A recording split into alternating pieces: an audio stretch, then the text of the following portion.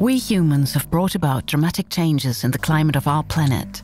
Yet only 10% of the world's population is responsible for more than half of global emissions. Climate change is primarily a matter of justice.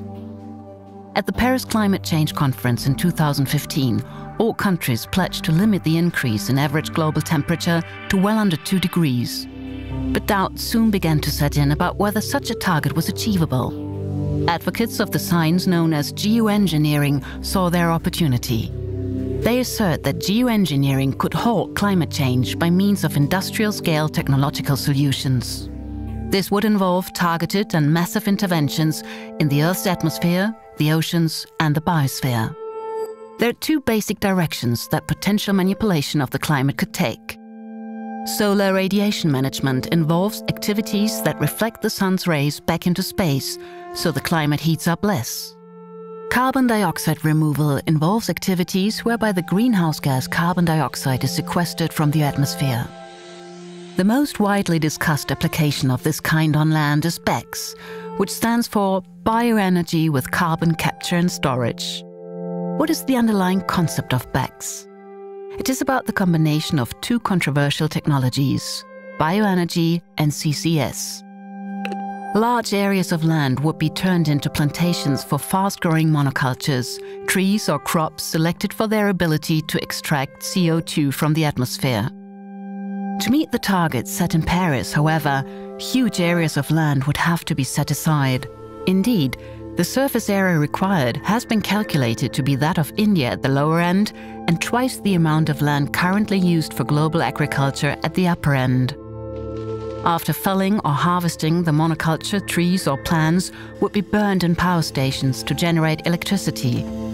The carbon dioxide released by combustion would first be captured and liquefied before being pumped into depleted oil and gas reservoirs or underground aquifers for final storage. In theory, at least, this method would filter one of the greenhouse gases out of the atmosphere on a gigaton scale.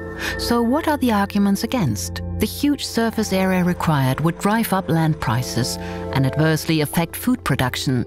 The result would be a sharp increase in food prices, and small farmers would lose both their land and source of income. The transformation of previously uncultivated land and prairies into monoculture plantations would destroy natural ecosystems and reduce biodiversity. BECCS could double global consumption of water and fertilizer, which would lead to additional emissions and water scarcity in many parts of the world. In order to create large tree plantations and fields, the soil must be plowed and tilled, which releases carbon dioxide.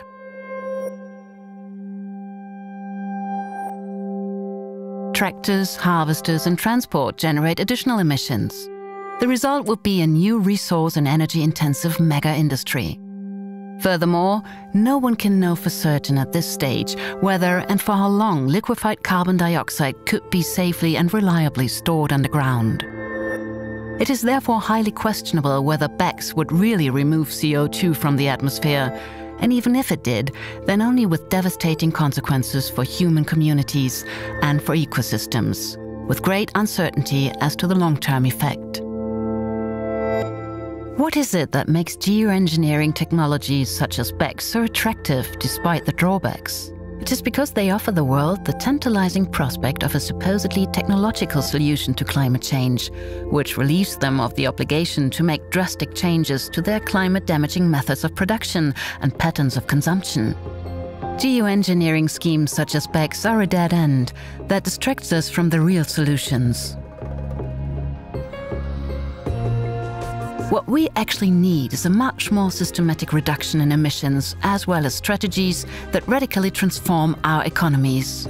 A rapid exit from fossil fuels, coal, oil, natural gas, decentralized energy production from solar and wind, a worldwide reduction in the consumption of raw materials and energy, a transition from industrialized and fertilizer-intensive agriculture to agroecological food production. And there are other factors to consider. Our global ecosystems, rainforests, moorland and oceans, store large amounts of CO2. They need to be protected and conserved.